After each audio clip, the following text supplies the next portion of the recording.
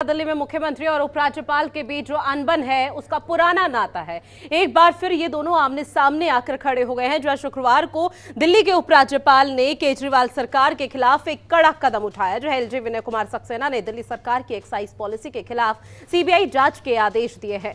केजरीवाल सरकार पर नई आबकारी नीति के तहत शराब की दुकानों के टेंडर में गड़बड़ी का आरोप लगाया गया, जहां आरोप यह है कि नई आबकारी नीति में नियमों की अनदेखी करते हुए शराब की दुकानों के टेंडर दिए गए हैं। जो है एलजी के आदेश पर आप नेता सौरभ भारद्वाज ने कहा है कि हमने पहले ही कहा था कि 2016 की स्थिति एक बार फिर वापस आ जाएगी और हमें रोकने के लिए सीबीआई द्वारा पूछताछ, आयकर, ईडी का सहारा भी लिया जाएगा। वो हमारे काम में बाधा डालने के लिए सभी तरह की कोशिश कर रहे हैं। वो हमारे स्वास्थ्य मंत्री सत्येंद्र जैन के बाद डिप्टी सीएम मनीष सिसोदिया के पीछे पड़े हुए हैं।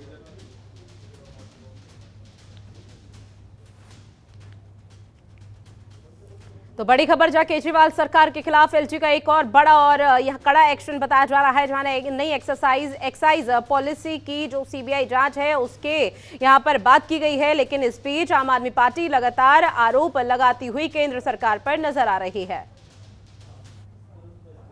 स्थिति जो है वो दोबारा आएगी जब दिल्ली सरकार के हर काम को रोकने की कोशिश की जाएगी। दिल्ली सरकार के हर मंत्री के ऊपर सीबीआई की, इनकम टैक्स की, ईडी की इन्वेस्टिगेशन खोली जाएंगी।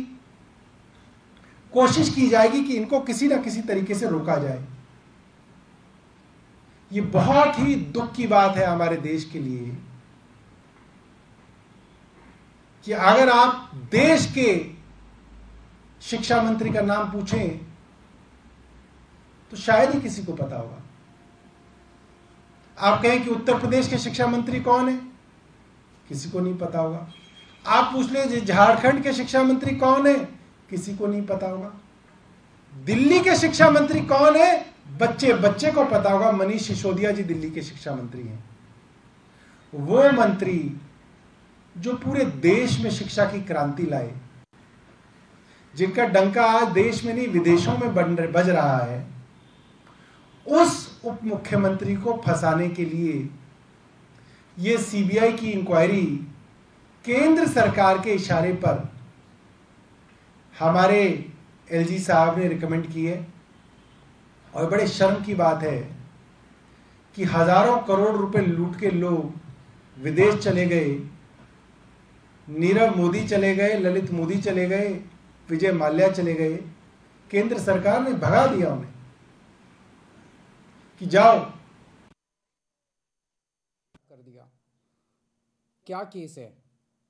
तो उन्होंने बताया अभी कोई केस नहीं है, कुछ मिला नहीं है, ढूंढ रहे हैं।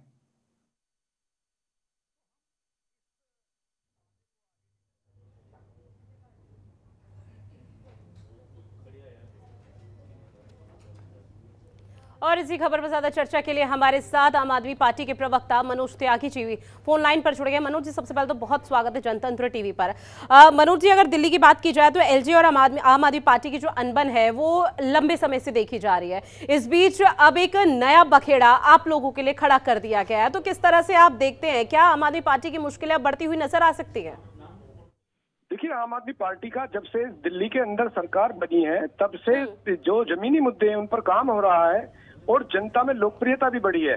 शायद जनता के बीच बढ़ती आम आदमी पार्टी की लोकप्रियता को देखकर बीजेपी पूरी तरह बौखला गई है। क्योंकि आप देखिए दिल्ली के अंदर जिस तरह का आज बरसात के अंदर पानी भरा हुआ है, सब जगह पर इनकी एमसीडी पूर्ण रूप से विफल हुई है। इन्हें जनता को निजात दिलानी चाहिए। जल भराव है जहां पर, वहां सीवेज सिस्टम सही करना चाहिए। लेकिन एमसीडी के मुद्दों से ध्यान भटकाने के लिए ये नए नए तरह के मुद्दे लेकर आ रहे हैं और इस तरह के मुद्दे लेके आ रहे हैं जो कहीं ना कहीं सरकार को अस्थिर करने का काम कर रहे हैं। बिल्कुल पूरी तरह से जो बीजेपी की मंशा है वो दिल्ली सरकार के कार्य को बाधित करना है। इनका जन समस्याओं को उठाना इनका मकसद नहीं है। लेकिन इस बीच दिल्ली के मुख्यमंत्री अरविंद केजरीवाल की भी प्रेस कॉन्फ्रेंस अभी हम सभी सुन रहे थे और उनका साफ तौर पर कहना है कि बीजेपी सिर्फ उनको फंसाना चाहती है। पहले यहाँ पर सत्येंद्र जैन के खिलाफ मोर्चा खोला गया, जब उनको जेल भेज दिया गया, उसके बाद अब मनीष सिसोदिया के पीछे पड़ी है। आखिर इन सब की वजह आप क्या मानते हैं, क्यों बीजेपी हाथ धो के आप लोगों के पीछे पड़ी है? देखिए, ऐसा है, सत्य को विचलित किया जा सकता है लेकिन पराजित नहीं किया जा सकता। ये हमने जैसा हमने साहित्यों में, शास्त्रों में पढ़ा है, वही स्थिति आज है। अगर सत्येंद्र जैन को आप देखिए, सीबीआई कितनी बार क्लीन चिट दे चुकी है, उसके बावजूद अभी भी लोकायुक्त ने जुर्माना लगाया। तो कहीं ना कहीं ये बढ़ती लोकप्रियता को लेकर, नेताओं की बढ़ती लोकप्रियता को लेकर, ये इनके जो आधारहीन चीज है। अरे आपको व्यक्तिगत कोई दिक्कत है, माननीय न्यायपालिका में हम लोग तो विश्वास करने वाले लोग हैं, माननीय न्यायपालिका में जो चीज विचाराधीन है हम इसमें पाई जताएंगे। और पूर्व में भी इन्होंने देखा है, पूर्व में इन्होंने आरोप लगाए थे, जो पहले एलजी साहब थे उनके साथ में सब लोगों को क्लीन चिट मिला।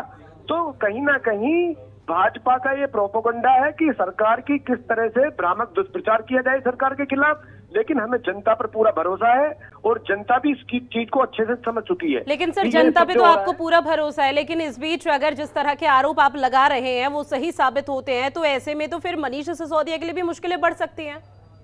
देखिए, मनीष जी का दामन बिल्कुल बेदाग है, बहुत अच्छे नेता रहे हैं, और इस तरह के जो कॉन्स्पिरेसी होती है राजनीति में, वो हम कानून में आस्था रखने वाले व्यक्ति हैं। हमें बिल्कुल भी ना मनीष जी को इस चीज की चिंता है, ना पार्टी की किसी वॉलंटियर को चिंता है, ठीक है, क्योंकि हमारा जो काम है ना, हमारे काम में विश्वास है, हमारा संविधान में विश्वास है, हमारे जनता के मुद्दों में विश्वास है।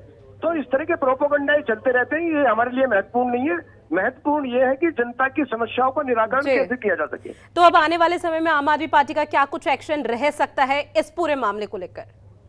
देखिए, आम आदमी पार्टी तो अपने काम में विश्वास रखने वाली है। इस वक्त जो सबसे बड़ा मुद्दा है, किस तरह से जो जल भराव से निजात मिले, अभी जल भराव के बाद में संक्रामक रोग भी फैलते हैं, तो किस तरह का जो है स्वास्थ्य सुविधाएं वहां पर दी जाए। तो सरकार जो जनता के मुद्दे हैं उनको लेकर बेहद गंभीर है, और विपक्ष द्वारा जो इस तरह के प्रोपेगेंडा चलाए जा रहे हैं, ये पूर्व में भी चलाते रहे, जो कि पूर्ण रूप से विफल होंगे।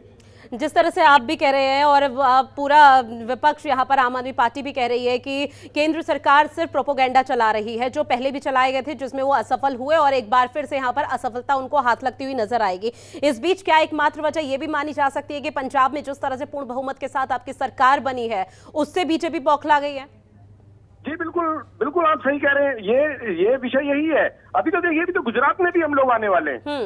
जनता अभी जिस वक्त मैं ग्रामीण पृष्ठभूमि से आता हूँ, गांव के अंदर एक जगह होती है चौपाल, जहाँ पर हमारे वरिष्ठ नागरिक लोग बैठते हैं, वहाँ पर जो हमारे बुजुर्ग लोग आपस में चर्चा करते हैं।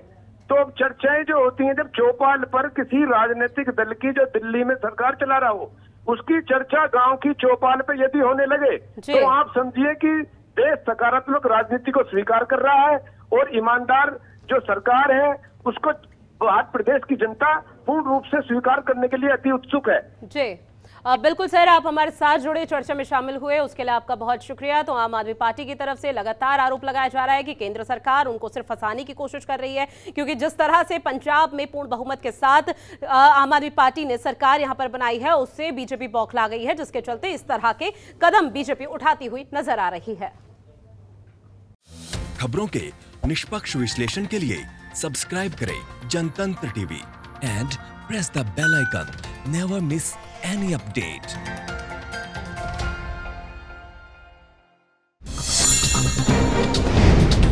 डाउनलोड कीजिए जनतंत्र टीवी ऐप को, जो कि अवेलेबल है गूगल प्ले और ऐप स्टोर पर।